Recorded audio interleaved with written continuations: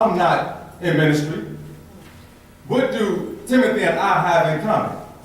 Timothy is being installed as a gospel preacher and a pastor to people. I'm being installed as an officer in the NAACP. What do Timothy and I have in common?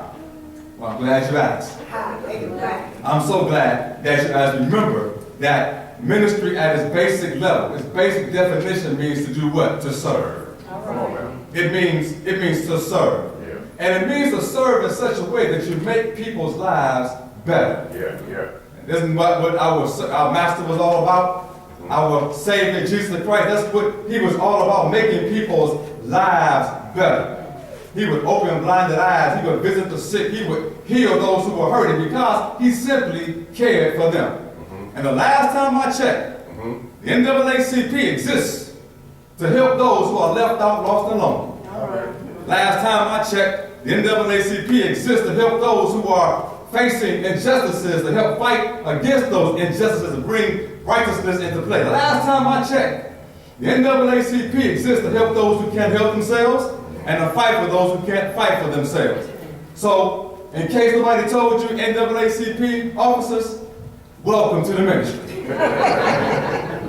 And it is with that Paul lays out 3 key ways on how we can be and stay committed to that which God has called us to do as we work for the cause of Christ, but also for those who are in crises.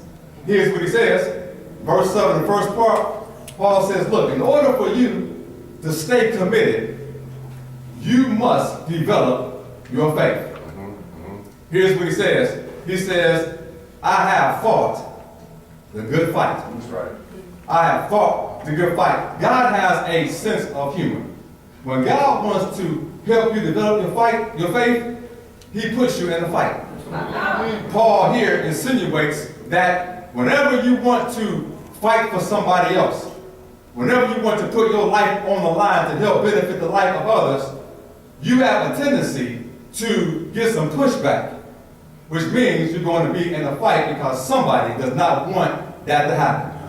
We have external forces and we have internal forces that are geared up to keep us from helping somebody else find their way. External forces, policies, and practices that prevent our people from having equal justice. But then we have internal forces with people who have hang-ups and hindrances and habits that keep them from realizing that they can have a brand new reality. So we have external forces and internal forces geared against us. And Paul says, you're going to be in a fight, and you got one on your hands. Well, here's a good thing about a good fight. A good fight brings out the best in you. Have anybody ever been seen a good fight? Looking at some of y'all been in a good fight. Now, I'm a boxing fan, I love a good fight. Now, not because of the bruises and the punches that I see, not because of the cuts and not because of the battle, but when I see a good fight, I know I see one because it brings out the best in each person. And Paul says the good fight that we're fighting is called the good fight of faith. He says that to Timothy in his first letter to him in chapter 6, verse 12, he says, I want you to fight the good fight of faith. And fighting a good fight means you need to have a developed faith. If you're going to be involved with being a life changer for somebody else, your faith needs to be developed. Paul says in order for you to stay committed, you have to have your faith developed. Then on top of that, he says in order for you to stay committed, you have to have a faith that has been developed, but you also need to have an enduring faith. A faith that lasts for the long haul. Here's what he says, I have fought the good fight. Then he says, I have finished my race. Paul says, I can't finish my race if I don't have a faith that endures, a faith that lasts, a faith that can help me sustain through those dark and difficult days. I need a faith that I can hold on to so that when I go through my difficult moments, faith will bring me through. Yes. If you're in the battle and in the fight against injustice, your faith should be developed to the point where it's mature and deep enough where it can last to the end. All right. That you fight to the finish. Amen. That you not give up. That you not give in. But your faith fills you so you can fight to the end. You need to have a faith that's developed, a faith that endures. But then Paul says this, finally, you need to have a faith that can keep you when you can't keep yourself. He says, I have fought the good fight. I finished my course. But then he says, I have kept the faith. Now I like this because keeping the faith is code for, not that I kept the faith and I was so good at my faith, but Paul says that as I got along through my journey, I've been beaten, I've been jailed, I've been struck down, I've been abused, I've been oppressed. And I just kept the faith. Well, Paul said it turned out that as I was keeping the faith, it's the faith that was keeping me. I wish I had time to go in. But it's that faith that keeps me when I can't keep myself. Paul says, listen, Timothy, I need you to have a faith that can hold you when you can't hold yourself up. What does that mean? That means that when I'm in the struggle, that when I'm in the battle to help somebody's life become better, that when I'm in that vein, that I need something that will hold me when it looks like I'm going to lose. I need something that will keep me when it looks like the battle is not going to be in our favor.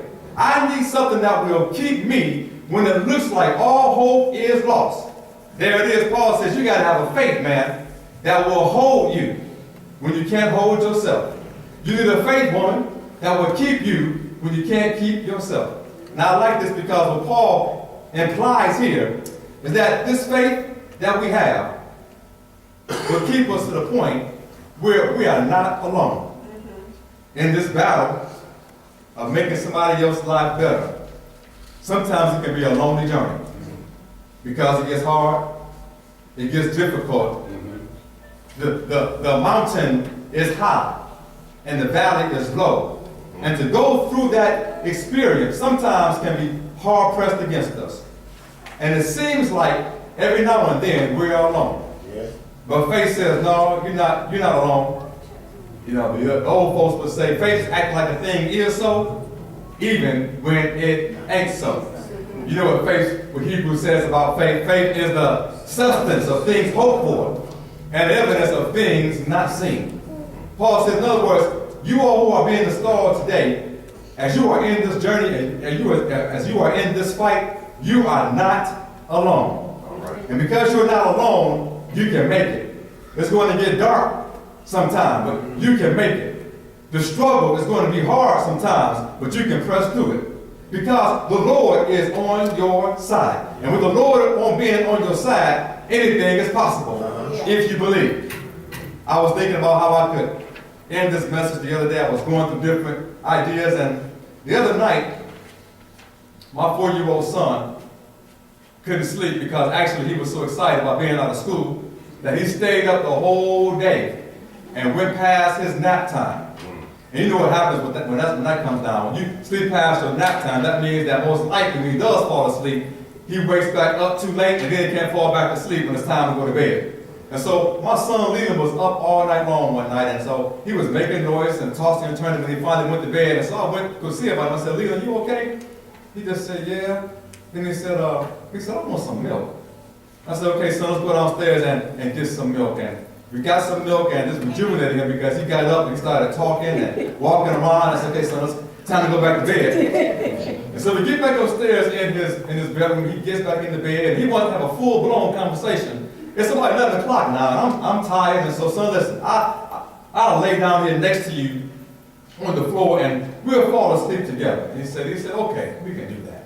And so he thought about his bed that we had just bought him that we need to put together. He said, Daddy, you said that we're going to put my bed together. I said, yes, son, I did say that. He said, but what about this bed? I said, well, son, we're going to break this bed down. We're going to take the pieces, and we're going to put it in the other room. He looked around, he said, Daddy, I'm not strong enough to break this bed down. He said, I don't have enough muscle. I said, well, son, you don't have to have enough muscle. We're going to break this bed down together. And he said, well, you don't have enough muscles. We're not strong enough to break this bed down and put it in the other room. And so we went back and forth a little while. He says, Daddy, I'm not strong enough to break this bed down and put it in the other room. And so I said, son, listen, You don't have to be strong enough. You don't have to rely on your own strength to break down this bed. We have tools that can help us break this bed down. He said, tools like my screwdriver, Daddy? I said, yes. Tools like your screwdriver that's in your toolbox can help us break this bed down. Put it into pieces and take it to the other room. He looked around this inquisitive way. He said, okay, Daddy, we can do that. And that's what I'm saying to you. You do not have to rely on your own strength to break down the barriers of racial injustice, racial prejudice, racial profiling, and racial discrimination. You don't have to rely on your own strength. You know why? Because you have tools. You got tools of faith. You got tools of prayer. You got tools of commitment. You got tools of love, tools of joy, and tools of hope to help you break down the barriers that are set up against us. We have barriers that are designed against our failure, but we have tools to fight through that wall. Do we not have those kind of tools?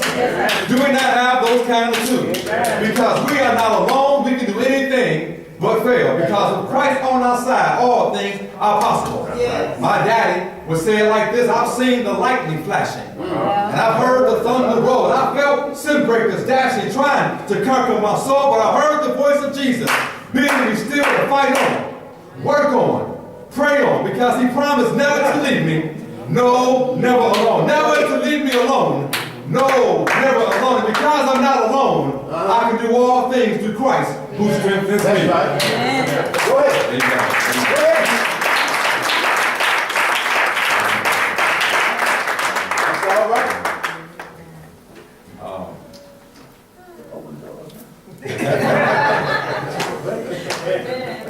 At this time, we want to transition to giving charge to our new appointed officer to the West Metro NAACP. And so when I call your name, I'm going to ask you to stand. This is the first time that we're doing this, so I'm just going to roll with it. I'm going to ask that President Joy Bates to rise, First Vice President William Benton. I'm going to ask Kyra Matthews, the Second Vice President and Voter Registration Committee Chair, Secretary Taria Whitley, Treasurer Dr. Ed Richardson, C.L. Day, Political and Action Committee Chair, Cord Franklin, Religious Affairs Committee Chair, Greg White, Membership Committee Chair, Samuel Davis, the Freedom Fund Committee Chair. I'm going to ask that you all will stand. And because I've been asked to do this, then I guess I have a little liberty to do things as I choose. I'm going to ask that you all stand in front of me here.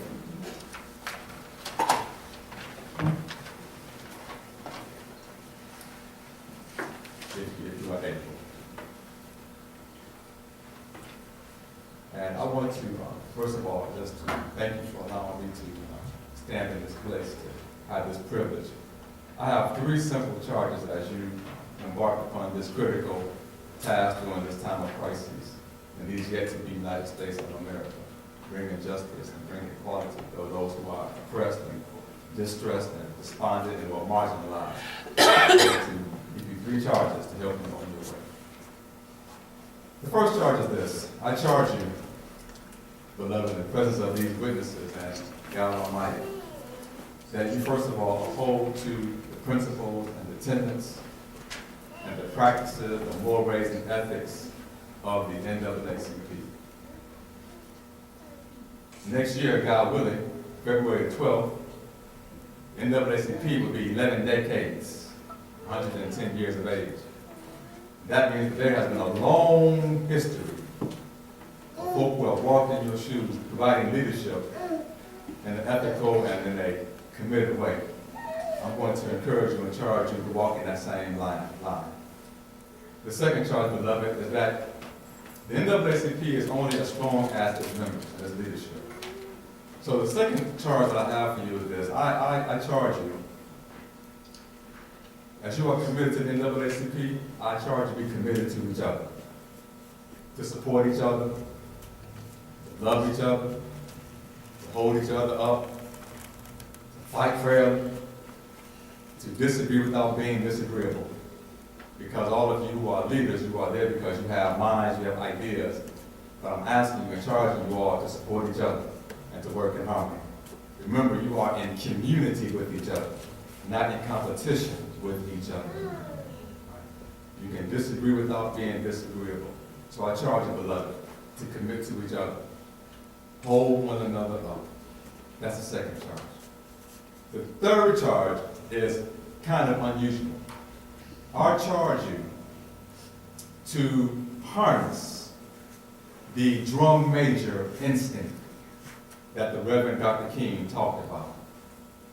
February 4th, 1968, Atlanta, Georgia, at his home church, Ebenezer. He preached a sermon called The Drum Major Instinct. Very succinctly, he simply asked the members and us down through time to harness the desire to be out front, to harness the desire to be recognized, to do work, to be seen. If you want to be seen, he would go on to say, then be seen and recognized as a servant. If you want to be first to serve. Be first. That's what Jesus said to his disciples. He says, the greatest among you will be the servant among you.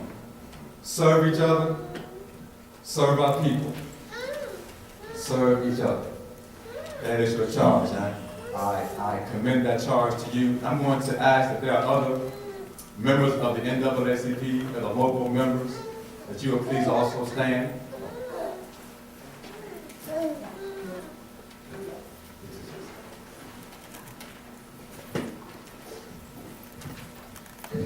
I'm so sorry. We have just a slight deviation from the program. Because last night I received a phone call from the state president, Madam Phyllis Blake, who said that it would be her honor to come and celebrate with us today. And she said that she would just come and be in the audience, but I could not allow that. So I am going to have President Blake to come at this time to say a few words to us. So if you like, you all can have a seat. I don't know how long President Blake is going to be, but you can have your seat, and then Reverend Jones will call us back up for prayer. So before President Blake comes up, I want to tell you just a little bit about her. Mrs. Phyllis Blake is the president of the NAACP Georgia State Conference and was elected first vice president in 2015 and ascended to president on July 22nd, 2017. Now, let me just say this. This is her biography. And just like with Kayla Moore, I'm not going to read all that. She told me done it, as a matter of fact. But what I want to say in front of everybody and to you, Madam President, I am better, I am stronger, and I am wiser because of knowing you. And I only hope that a sister can say that regarding me after meeting me. I only hope that. I understand that as black folk, we fight against racism. But as women, we fight against sexism. And so to lead the state of Georgia, I understand the trials that you face. And please know that we are praying mightily with and for you. Without further ado, our state president, Madam Phyllis Blake.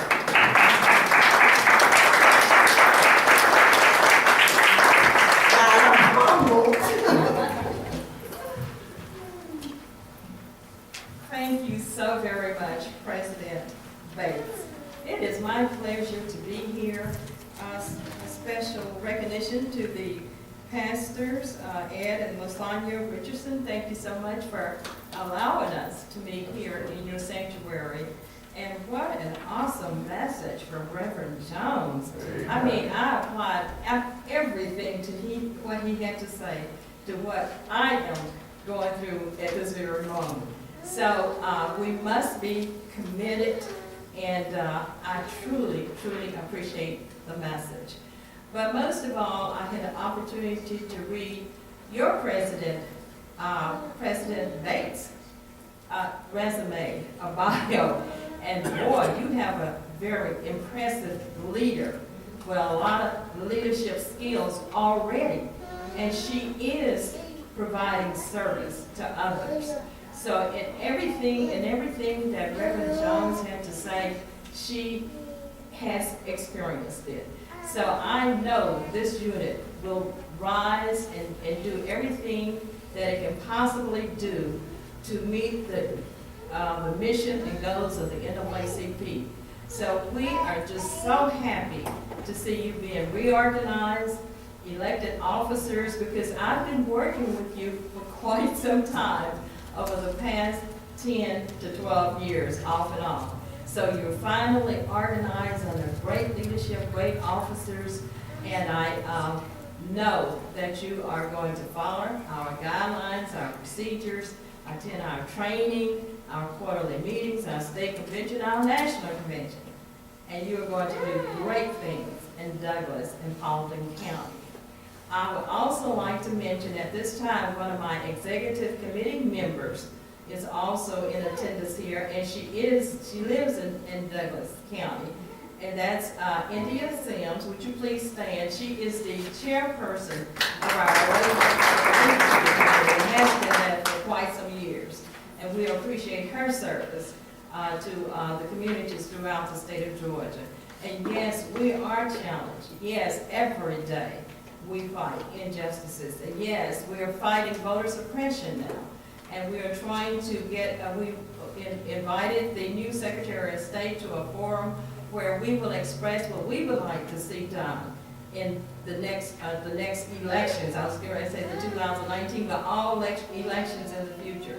We know that there has to be many, many changes in our state in order for everybody vote to be counted. So that's very critical to us. We thank you for your attendance.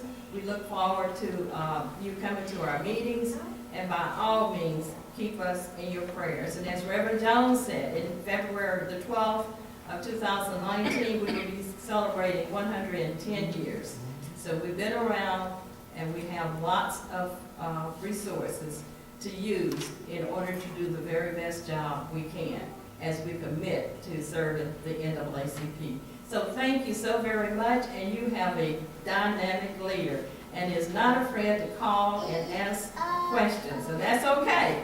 We have about 50 units and about 9,000 members in the state of Georgia, and I know they would be all happy to hear about this installation and chartering of the members, charge to the members. Thank you so very much. You have a good evening.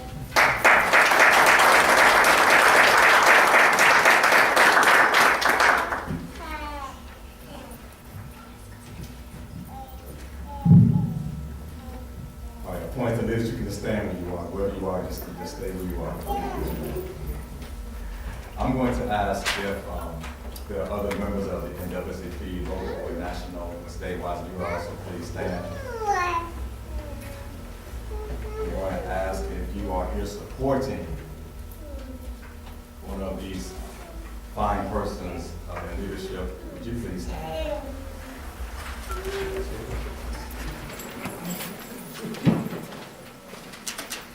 You are a member of this church, or any church, would you please stand? That should be everybody in the house. Amen. My charge to you is that you hold these brothers and sisters in prayer. Hold them up in prayer and support, because as the word goes on, especially as they renovate and renew this chapter, they have work to do together.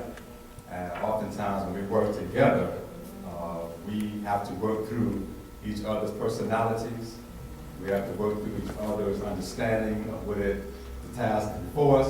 So I'm asking you to keep them in prayer. And as also as well as you consider, as you're praying for them, that you consider your part in the NAACP as well. So my charge to you is to hold them up in prayer. With that in mind, let us pray together. God of mercy, God of grace, and God of love, God of justice, God of righteousness, even the God of the oppressed. God, we thank you for who you are and for what you are. God, we thank you for your kindness toward us, and we thank you for giving us assignments such as these to strengthen our faith as we fight for the injustices that we are up against in this yet to be United States of America. God, we pray now, Lord, that these persons who are being installed today as new officers of the West Cobb NAACP, that you will continue, God, to mold them and strengthen them, and that you would hold them in the hollow of your hand, that you would saturate them with your presence and with your love and your favor, that you would grant them the grace, oh God, to hear your word concerning the needs of your people. God, bind them close together where one cannot fall from the other. Strengthen them, God, and they're going out and they're coming in. And God, we thank you now, Lord, for this privilege to serve in this capacity. And God, we ask, God, that you would even anoint them in a special way, God, as they take leadership of this local branch. We thank you for those who are here to support them. We pray, God, that you would just let them surround them with their support as well. That you would help us, God, to walk on each other's side as we walk this road together. We love you, we thank you, we praise you, we honor you. And we offer this prayer now and give you these thanks. In Jesus' name, amen. Amen. You can be seated. I'm going to give the closing remarks. And although in Pastor Jones's prayer, he said West Cobb, because that's probably the NAACP branch he don't join. Yeah, God knows it's West Metro.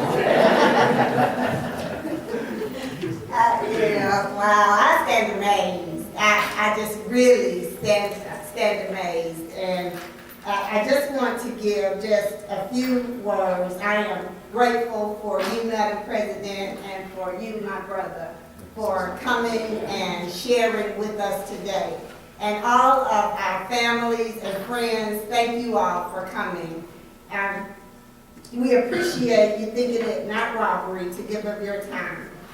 Fellow officers and chairs, thank you for agreeing to co-labor alongside me for the benefit of the beloved community. I am committed to being a servant leader and giving you the best of what I have to offer. I have a memento for each of you.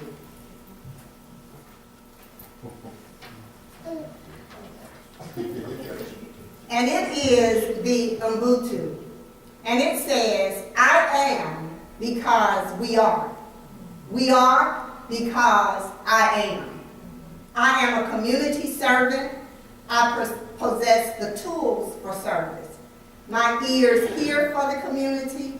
My mouth speaks for the community. My hands touch for the community. My feet move for the community. My community is the legacy of the past, the voices of the present, and the promise of the future.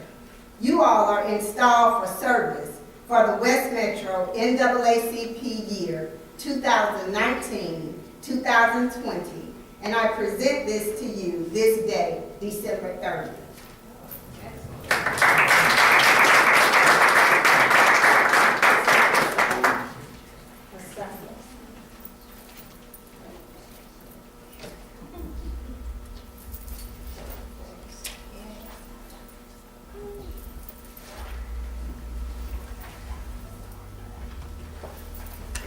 I also have one for Madam President. Yes.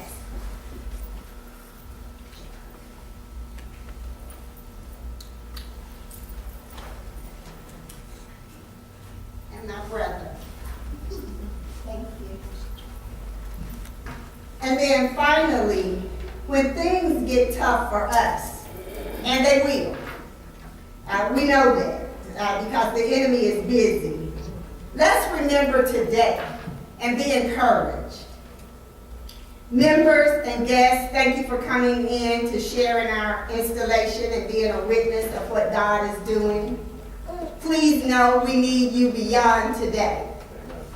If you're not a member and you live in Douglas and Paulding, we're going to have a laptop up so you can join today. If you are a member, join a committee and let's get busy because there's work to do.